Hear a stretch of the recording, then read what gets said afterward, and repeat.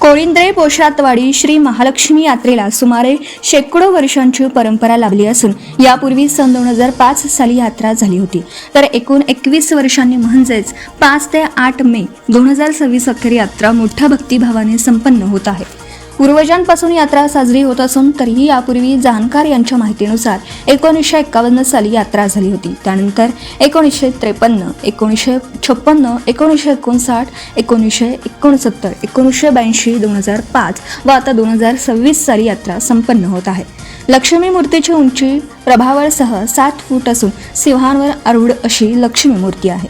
लक्ष्मीला अष्टभुजा असून उजवीकडील हातात त्रिशूळ, कमळ, कुंकू करंडा, तलवार असून डावीकडील हातात भाला, फणी, करंडा, मोदक आहे। सिंहाची लांबी 4.5 फूट असून उंची 2.5 फूट इतकी आहे। लक्ष्मीच्या पायाजवळ इंगळोबाची मूर्ती पण रूढीनुसार पाहायला मिळते। इंगळोबाच्या हातात तलवार आहे। सदर मूर्ती जीर्णोद्धार मूर्तिकार आशिष लोहार यांनी तयार करून आकर्षक रंगकाम केलं आहे। तर रथाचे काम रथ कारागीर सखाराम लोहार यांनी केलं असून रथाची उंची 15 फूट इतकी आहे। लांबी सुमारे 12.5 फूट आहे, तर रुंदी 8 फूट इतकी आहे।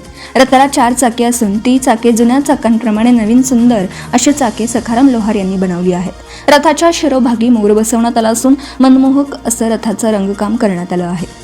24 एप्रिल रोजी लक्ष्मी देवीची प्राणप्रतिष्ठापना माहेर घरासमोर पुरोहितांच्या वेद व मंत्रघोषात ग्रामस्थांच्या उपस्थितीत करण्यात आली असून मंगळवार दिनांक 7 ते 26 एप्रिलपर्यंत सर्व धार्मिक विधी पार पडले असून मंगळवार दिनांक 28 एप्रिल रोजी इरडे पडून मुख्य यात्रा उत्साहाला सुरुवात झाली आहे।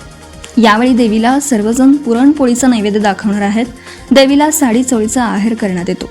मंगळवार दिनांक 5 मे रोजी रात्री 10 वाजल्यापासून लक्ष्मी खेळवण्याचा कार्यक्रम संपन्न होणार आहे। यावेळी पेडबाक या वाद्याचं आयोजन करण्यात आलं आहे। 6 मे रोजी पहाटे 5 वाजता श्री लक्ष्मी देवी गदगीला बसणार आहे, तर 5:30 वाजता बळ फिरवले जाणार आहे।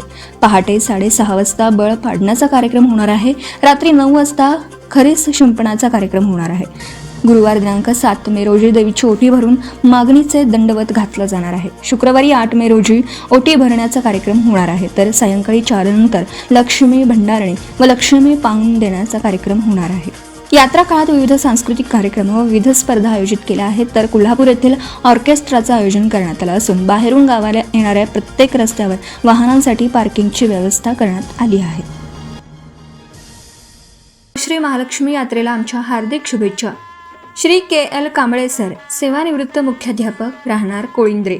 मी श्री के.एल. कांबळे, सेवानिवृत्त मुख्याध्यापक, मुक्काम पोस्ट कोळिंद्रे, तालुका अजरा। 2026 मध्ये कोळिंद्रे पोसरातवाडी मध्ये साजऱ्या होणाऱ्या श्री महालक्ष्मी यात्रेस शरदचंद्र कॅशू इंडस्ट्रीज कोळिंद्रे मार्फत हार्दिक स्वागत। कोळिंद्रे पोशरातवाडी श्री महालक्ष्मी यात्रेकरूंचं हार्दिक स्वागत व श्री महालक्ष्मी यात्रेला आमच्या हार्दिक शुभेच्छा।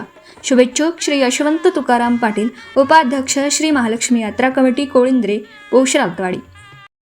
कोळिंद्रे पोशरातवाडी श्री महालक्ष्मी यात्रेकरूंचं हार्दिक स्वागत व श्री महालक्ष्मी यात्रेला आमच्या हार्दिक शुभेच्छा।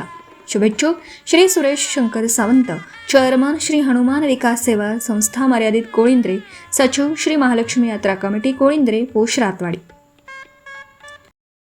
कोळिंद्रे पोशरातवाडी श्री महालक्ष्मी यात्रेकरूंचं हार्दिक स्वागत व श्री महालक्ष्मी यात्रेला आमच्या हार्दिक शुभेच्छा। शुभेच्छुक डॉक्टर राजेंद्र विठ्ठल जाधव, राहणार गिजवणे। कोळिंद्रे पोशरातवाडी श्री महालक्ष्मी यात्रेकरूंचं हार्दिक स्वागत व श्री महालक्ष्मी यात्रेला आमच्या हार्दिक शुभेच्छा। शुभेच्छुक doctor Shri Sachin Babasaheb Kongnole, BAMS, Ayush medical officer, Gadhinglaj. Kolindre Posharatwadi Shri Mahalakshmi यात्रेकरूंचं हार्दिक स्वागत व श्री महालक्ष्मी यात्रेला आमच्या हार्दिक शुभेच्छा। शुभेच्छुक स्वर्गीय बळीराम परसू उगाडे यांच्या स्मरणार्थ श्रीमती सुवर्णा बळीराम उगाडे व परिवार, राहणार कोळिंद्रे। आपण पाहत आहात भास्कर पब्लिकेशन प्रस्तुत BBL मराठी, बातमी निपक्ष, सदैव दक्ष।